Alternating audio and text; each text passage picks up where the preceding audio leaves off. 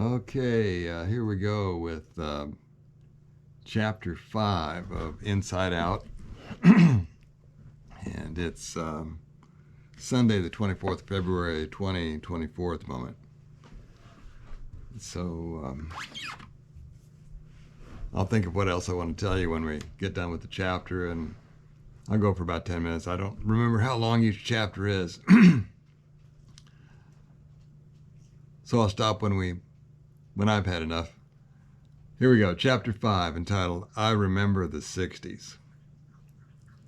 I turned 12 when I Want to Hold Your Hand suddenly came out of the car radio. The DJ said, "Here it is, the monster." And the world was never the same for me after 1963. An auspicious year, and an auspicious number if you're a fan of numerology. The Universal House of Justice was elected for the first time that year, and, as already mentioned, that institution would play a big role in my life. I was a little bit like my Civil War sword. Even as I fought my battles, mostly with myself, my future was arriving even though I didn't know it yet. I had just got my first acoustic guitar for that Christmas, and soon I got a little Goya classical with nylon strings a la Willie Nelson. But of course, I didn't know who he was at that time. Throughout junior high and high school, I was in a series of garage bands with one group of friends or another. I plateaued as an average rhythm guitarist with a very limited vocal range, but some wonderful friendships were forged. I became aware of girls and cars, though I did not understand the workings of either. Still, along with music, that trio dominated much of my time here on Earth. There was also high school sports, mostly because it was a very small high school and not because I was an athlete of prowess. I was not the youngest boy in my class, but I missed that by only a few days. There was also schoolwork, and I was expected to do well, so I did. It was probably in that early part of this period that I found myself in the occasional summertime card game with Mr. Stewart. I still see a few of my high school classmates and others from that era, some regularly. Others, sadly, died for all the usual reasons. There were escapades, too numerous to list, too complicated to describe, and none relevant to the story, except boat. I include it because it foreshadows the fact that, no matter what they say, you can go home again. Boat was the name emblazoned on the side of an inexpensive 16-foot Illumicraft outboard runabout. It was red with a 75-horse Evinrude, and at 16, I could take it out on the Mississippi River with friends by myself. We would water ski for hours. It was heaven. Back in high school, skiing on a slalom ski with the two-handled rope, the two handles pulled around behind your back and held by the left hand in the small of the back so you could just lean into it and glide, felt like flying. With practice, one could place a cold beverage in the front of the swimming trunks, and once upright and properly positioned, the right hand was then free to pop the top on said beverage, and the skier, looking very cool for a funny-looking skinny kid, could imbibe as the furlong skittered past beneath said single ski. I do not claim to have invented this pastime. I am sure I learned it from one of my now dearly beloved and departed friends, and I will make up a name. Let's call him Kurt Wachholz. Just saying his name makes me smile. Dad sold Boat at some point while I was in college. I mention this mostly because Boat was still in working order when, about 20 years later, I bought it back from the family friend who had it, and I would take my own family out cruising in it on Mark Twain Lake in Missouri. It would not be the last time I bought something my dad had sold 20 years earlier. Boat finally became unseaworthy, and I sold it just as my father had. If you have never had a boat, I promise you will be happy the day you sell it. Still, it represented freedom both times. It was only my perspective that changed.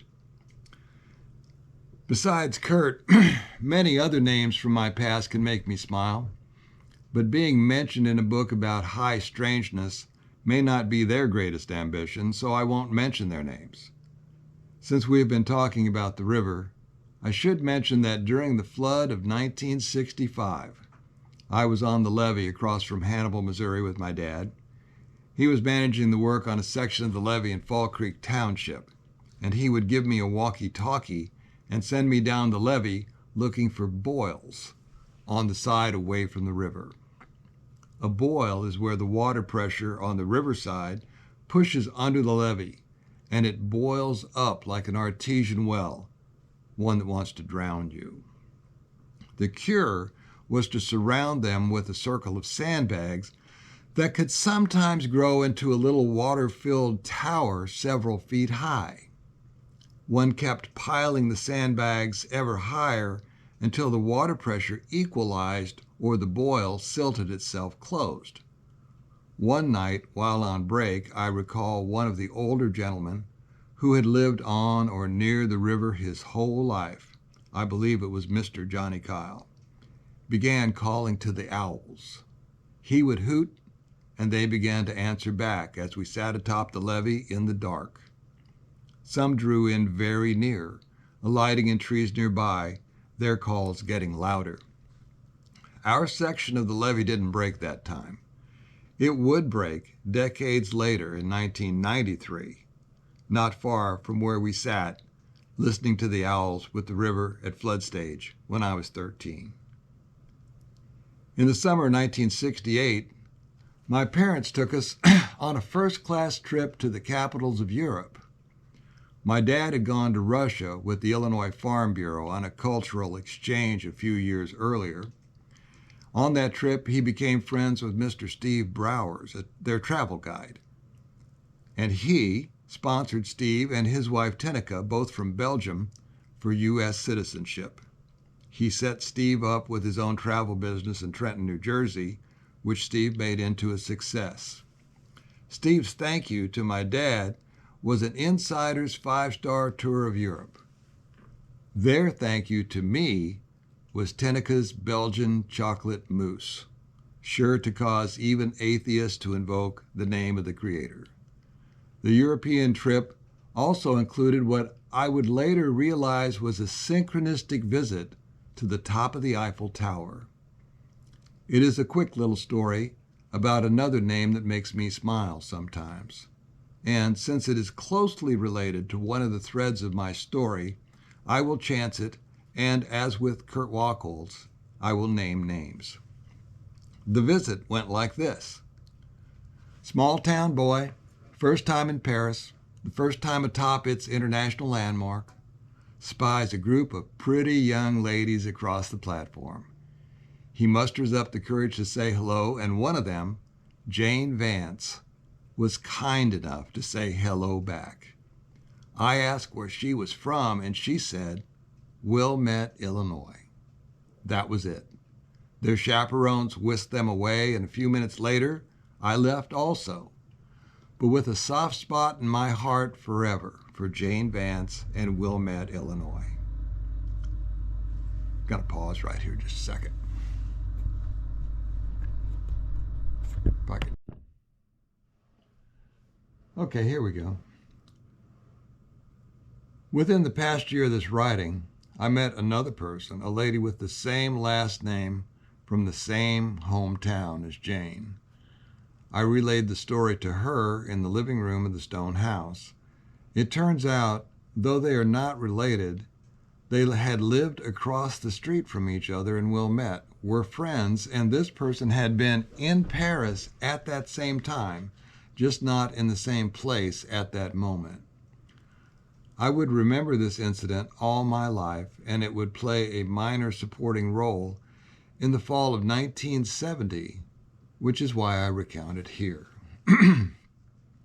While I was in high school, Vietnam was on the news every night.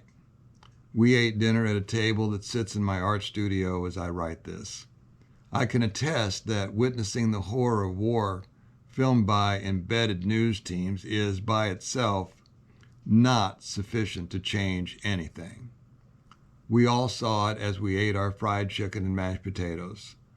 Some of my friends and family went, some did not come back. I did not choose that. Eating supper while watching raw combat footage that some of my older friends and classmates were no doubt involved in. No one could avoid it. I remember being shaken awake one morning by a neighbor who helped my mom sometimes. "Kiki's missing," she said, shouting and crying all at once. It was a Saturday, a day like any other. But that Saturday, it was Payson's turn to get the bad news. Kiki is the name we all knew my high school hero by. He was a hero to a lot of people. His tour was almost over. It did not end well. No one had died in my arms yet, and I had no idea what role the Vietnam War would play in my life. I was superbly naive, but I knew horror when I saw it. My grandparents had a cabin on some farmland they owned a few miles away down in the river bottoms. Possibly in the tradition of boat, we called it the cabin. It was just one big room with a fireplace, a kitchen separated out by a bar with bar stools. It had electricity and a bathroom. The Burlington Northern tracks ran right by the place, and when the freight trains went by, they blew the whistle for the crossing on the gravel road. The tracks were so close the whole building would shake as the trains rolled past. For keeping it cleaned up, I could use it as a hangout, spend the occasional weekend night there, and party with a few friends as long as we stayed out of trouble. That meant if anyone couldn't drive home, they could sleep over. I watched the Apollo 11 moon landing on a tiny portable TV at the cabin in July of 1969. Nothing paranormal happened there that summer, but it would later. One night on the news, a couple weeks after my 18th birthday in August of 1969, I watched a report about an outdoor concert called Woodstock. Young people were shown playing in the mud. I thought, what is that all about? It didn't look like much fun to me at the time, but for whatever reason, they seemed to be enjoying themselves. Mom and Dad were not pleased by that behavior, which I, of course, found intriguing. A few weeks later, I left for Kansas State University. They were on the quarter system in the fall of 1969. The years that included junior high and high school were as momentous for me as they must have been for anyone at that age. I had outlived some of my friends. I had endured tragedy and triumph, personal, family, and national, through the assassinations and attempted assassinations of worthy people and their ideas. There are books and a movie or two about that stuff. Regardless of what some may say, everyone who lived through it does remember the 60s. Little in the way of high strangeness had occurred during this period that I noticed. Minor events that foreshadowed things to come had occurred, but the connections were not yet recognized. I had, after all, been preoccupied with the business of coming of age as we thought of it back then. It's a process, not an event, and a marathon, not a sprint. I had not run some of the crucial parts of that coming of age gauntlet yet, but I was about to. Chapter 6, Kansas State. I had turned 18, legal age to drink 3-2 beer in Kansas, just 2 weeks before taking off for college. That may have been the clincher for a Kansas school. By rights, I should have gone to Knox College in Galesburg, Illinois. My great-grandfather had built them a library and a dormitory, and one of his siblings had added a student union. And my grandmother added annual monetary contributions such that I had met the college president in her living room at the Stone House when I was in high school, and had attended a rededication of the library or some such thing with her at Knox College Guests of Honor. But even Travis Kelce can drop a ball, So off to Kansas State I went.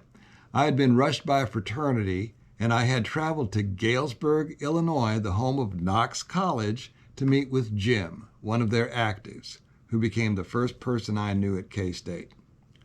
So what fraternity did I join? I joined the one started during the American Civil War by a couple of Confederate teenagers at the Virginia Military Institute, Sigma Nu, the Honor Fraternity. Did I fit in? Yes, I did, but in my opinion, the rest of them did not. Could they do anything about me? Turns out, no.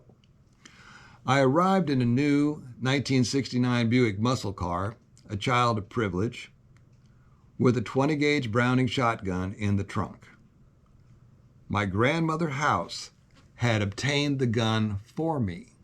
I asked her to park some money in a certificate of deposit at the Bank of Boulder, Colorado for a couple of years, no risk, and they sent her the shotgun as prepaid interest. Do they still do that? No, I do not think so.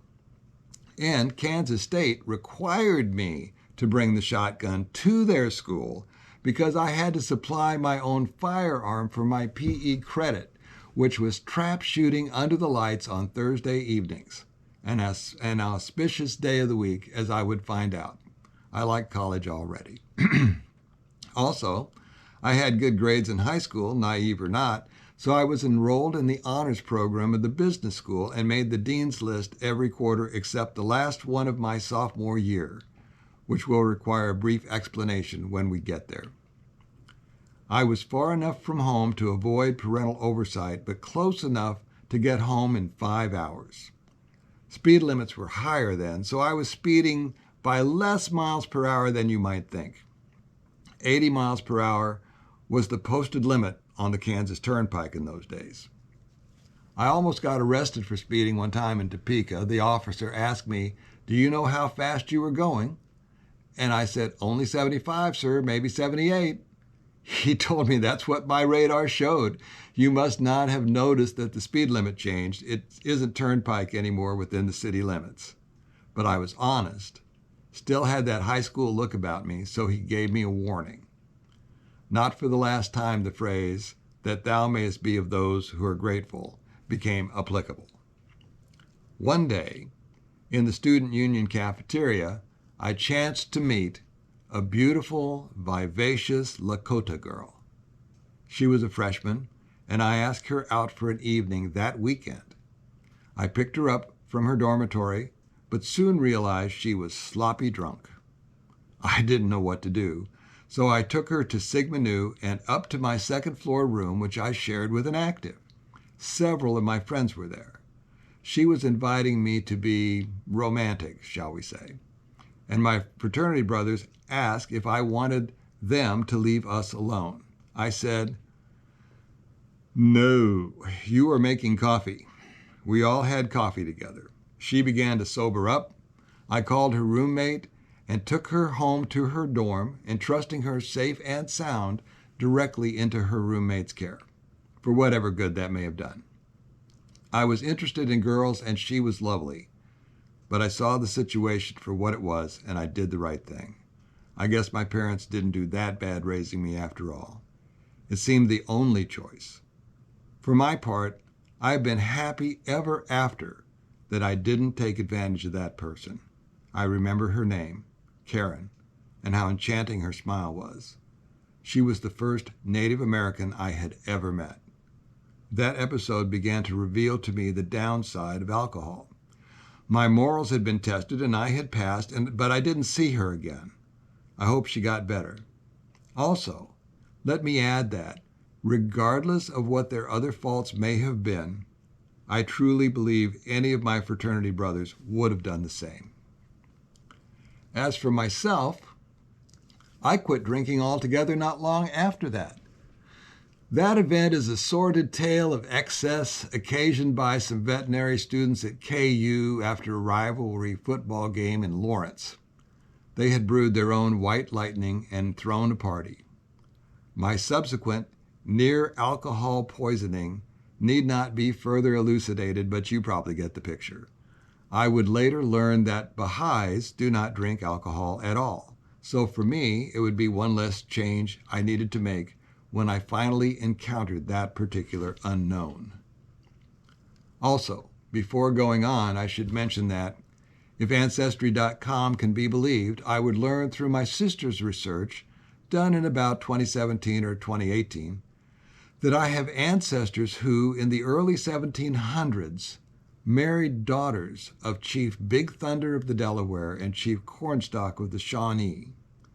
No, I'm not claiming First Nations heritage, but this is a book about high strangeness.